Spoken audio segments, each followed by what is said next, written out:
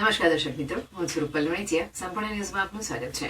સુઈગામ તાલુકાના નવાપુર ગામની પ્રાથમિક શાળામાં 8 ઓરડાઓની હાલત અત્યંત જર્જરિત બની ગઈ છે. શાળાના ઓરડાઓમાં છતમાંથી પ્લાસ્ટર પડતું રહે છે, દિવાલોમાં તિરાડો પડી છે અને કોઈ પણ સમય અકસ્માત સર્જાય તેવી ભીતિ વચ્ચે બાળકો અભ્યાસ કરવા મજબૂર બન્યા છે. રાજ્યની કદાચ આ એવી શાળા હશે કે જ્યાં શાળાના ઓરડાઓ સહિત કોઈ પણ જાતની ભૌતિક સુવિધાઓ નથી.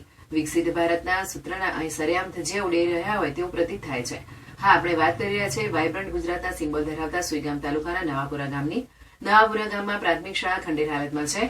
મેદાનમાં ક્ષારને કારણે જમીનમાંથી સતત ખારું પાણી વહ્યા કરે છે. શાળાના 8 ઓરડા છે તે બધા ખંડેર હાલતમાં છે.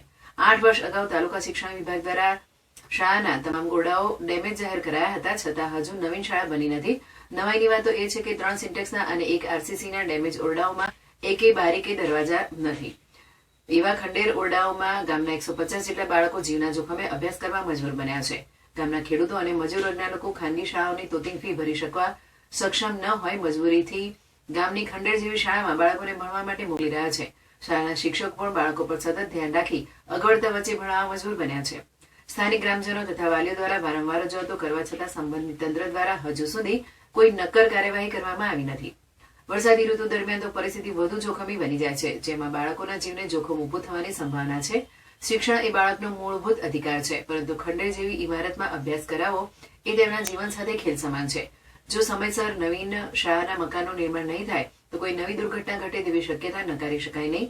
વાલીઓ અને ગ્રામજનો દ્વારા માંગ ઉઠાવવામાં આવી છે કે તાત્કાલિક અસરથી શાળા મકાનની તપાસ કરવામાં આવે અને બાળકોને સલામત તથા યોગ્ય શૈક્ષણિક માહોલ પૂરું પાડવામાં આવે.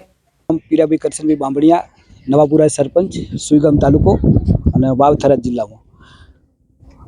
અત્યારે આ રિપોર્ટર લોકોએ જે મુલાકાત લીધી મારી અને શાળા વિશે જણાવવાનું કહું છું, તો હું આ બાબતે એમ કહેવા માગું છું કે આ સ્કૂલની હાલત ખૂબ દયનીય છે. છેલ્લા 4 વર્ષથી હું ઝઝૂમી રહ્યો છું સતત, અને આ ગામની જે સ્કૂલ વિશે મેં ઉચ્ચ સ્તરે સીએમ સાહેબને, પછી શિક્ષણ મંત્રીને, પછી જિલ્લા જે મંત્રી સાહેબ છે એમને બી, અને ઘણી બધી જગ્યાએ મેં રજૂઆતો કરી છે. આજ દિવસ સુધી અધ્યક્ષ સાહેબશ્રીને રજૂઆત કરી લીધી, પછી સ્વરૂપજી સાહેબશ્રીને મેં લેટર લખેલો છે. એના પછી જે આ બાબતે વાત કરેલી, મને હકારાત્મક રીતે એમણે કીધું કે તમારું બિલ્ડિંગ પાસ થઈ ગયું છે, અને પહેલાં એક 96 પાસ થયું હતું. એના પછી 3-4 વખત કોન્ટ્રાક્ટરે રજૂઆતો માટે એમ કે ભાઈ આ ખાર છે, નામ છે, તો એના માટે બિલ્ડિંગમાં અંદર પૈસા વધતા જ આવે છે, પણ હજી સુધી કોઈ કોન્ટ્રાક્ટરે આની અંદર રસ લીધો નથી. અને અત્યારે અમારા ગામના છોકરાઓનું ભવિષ્ય એટલું ખરાબ છે કે જે બેસે તો એની અંદર ફોડલા ભરાય છે, પગે નીચે બેસી જાય, નીચે પાછળ જામા પડે છે, તો એના લીધે બીમાર પણ પડે છે.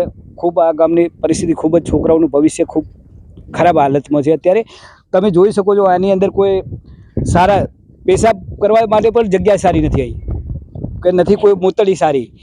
કોઈ દીકરીઓ નાની હોય, એમાં કંઈ ચાજરું જવું હોય તો એના માટે પણ સંડાસની વ્યવસ્થા નથી. અને દિવસે ને દિવસે જો આવી પરિસ્થિતિ રહેશે તો આ સ્કૂલ ખરેખર બંધ કરવાનો સમય આવી જશે.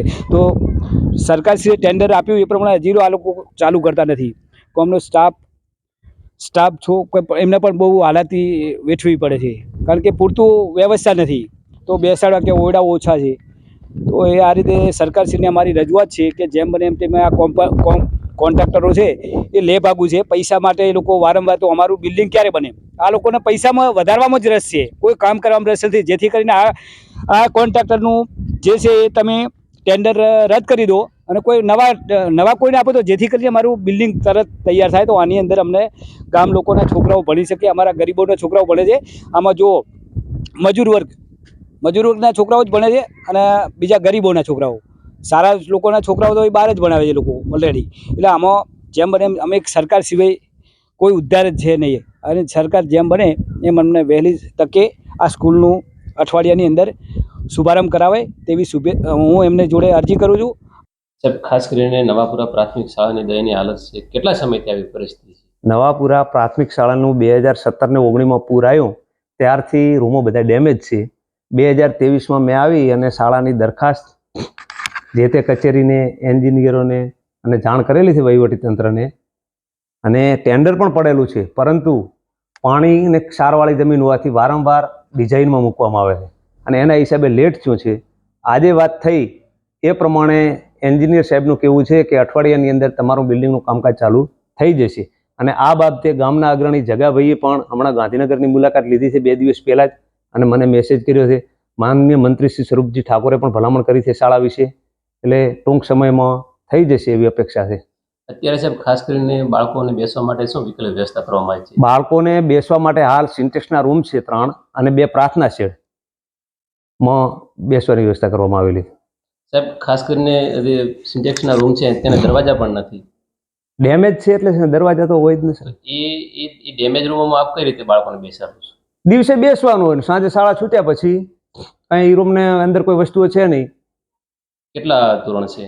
1 થી 8, 1 થી 8 બાળકો 150, કેટલા 150 શિક્ષકો છે? શિક્ષકો 5. આપના તરફથી કોઈ સરકારમાં રજૂઆત કરાઈ છે ખરી? વહીવટી તંત્રને, સરકારને, સરપંચશ્રીએ કલેક્ટરને રજૂઆત કરી છે, અને મેં જેમ જણાવ્યું એ પ્રમાણે જગાબા પણ ગાંધીનગરમાં 2-3 વખત મુલાકાત કરી આવ્યા છે.